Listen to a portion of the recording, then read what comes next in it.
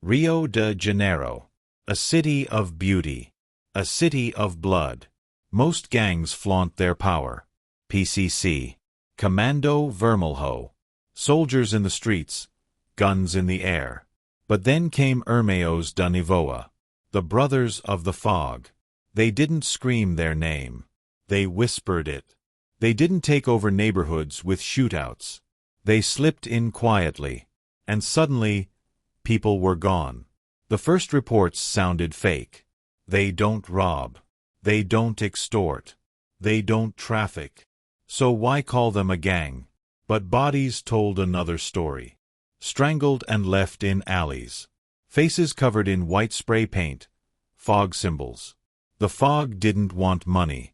They wanted fear. Moro do Alameo. Rocinha. Complexo de Mare.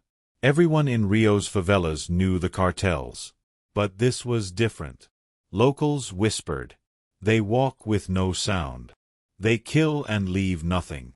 They appear when the mist is thick. Strange thing? Police denied they even existed. One officer laughed. Fog? That's not a gang. That's a ghost story. But the morgues told another tale. 30 unsolved killings in 3 months. All with the fog symbol. No suspects, no witnesses.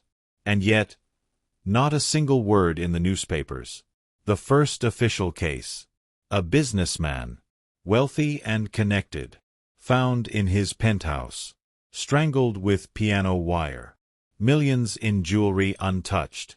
On the wall, a circle, spray-painted white, like mist rising. But here's the thing. No forced entry. No cameras caught anyone. His guards swore they saw nothing. How does a gang walk through security like smoke? Detectives shrugged. They called it a robbery. But everyone knew it wasn't. The message was clear. The fog chooses. And when they choose, no walls protect you. Next strike. A bank in Botafogo. Alarms tripped. Cameras hacked.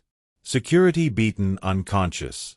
But inside, nothing was taken. Millions in cash left untouched. Instead, the vault door was painted. A white fog spiral. The police were furious. The media called it performance crime. But locals knew better. The fog wasn't stealing. They were sending messages. But who were they aimed at? The cartels? The police? Or something bigger? Then it got darker. Children started disappearing. Not dozens. Just a few. But always the same pattern. A boy in Rocinha. A girl in Mare. A pair of twins from Vidigal. No ransom notes. No demands. One mother swore she heard them at night.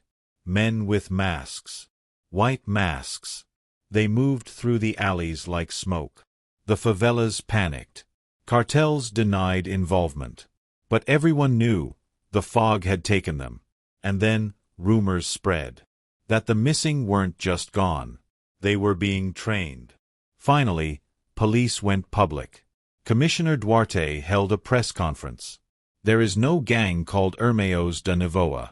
These are isolated crimes. Nothing more. But 2 days later, Duarte's body was found. Car burned. Teeth pulled out. Fog symbol carved into his chest. Every officer knew the truth. Someone inside the force was helping the fog. Reports leaked of cops escorting masked men into crime scenes. Surveillance tapes mysteriously deleted. The fog wasn't just a gang. It was inside the system. Carnival in Rio. Millions on the streets. Music, samba and costumes. But that year, the fog came out. A float rolled through Ipanema, covered in white mist machines. At first, people cheered. Then masked men stepped out. Machetes and guns. 30 dead in 3 minutes. Tourists, dancers and children. The killers melted back into the mist. Gone before police arrived. Who attacks during Carnival? Who kills at the world's biggest party? Only the fog. After Carnival, Symbols exploded across Rio. White spirals, fog drawings. Appearing overnight on schools, churches, even police stations. One priest reported, "They left a fog symbol on the altar, as if mocking God."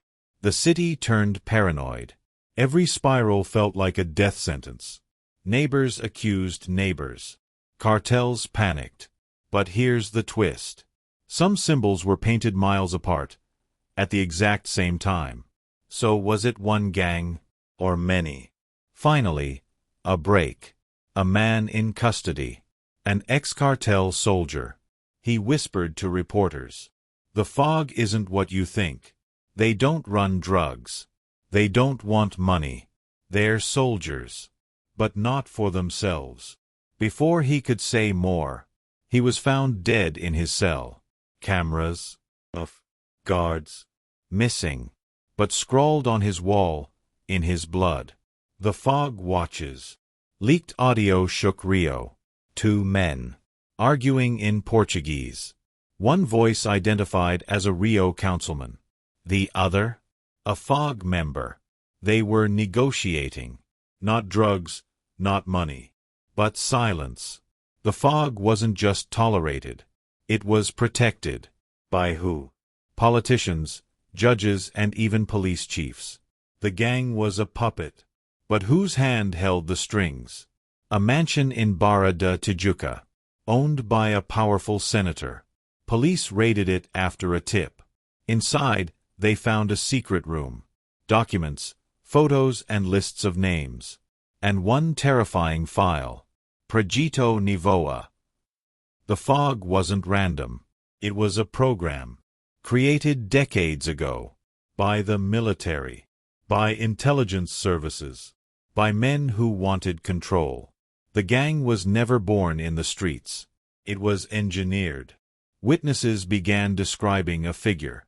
The fog's leader. Always in white. Face hidden behind a mask. Voice distorted.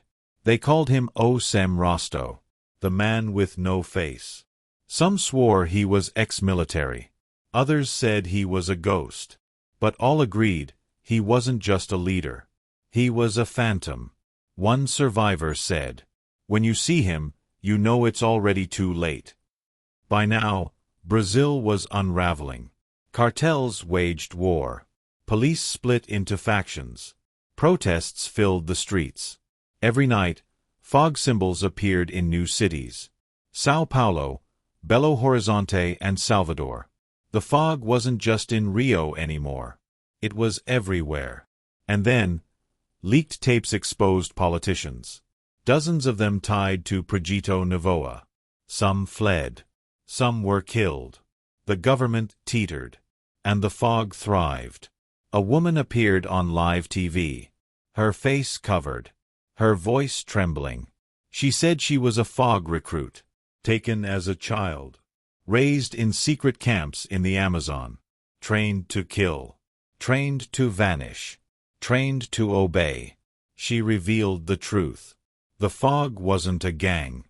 It was an army. Built by the state. Now out of control. Her final words chilled the nation. The fog isn't just here. It's everywhere. And it's waiting. Rio shut down. Curfews. Military patrols. Panic in the air. But then, one night, every screen in Brazil lit up. Phones, TVs, and billboards. A single message appeared. We are the fog. We are the future. And then, videos. Children. Dozens of them. Marching in white masks. The broadcast ended with the spiral symbol. And a whisper. Next, the world. Cut to black.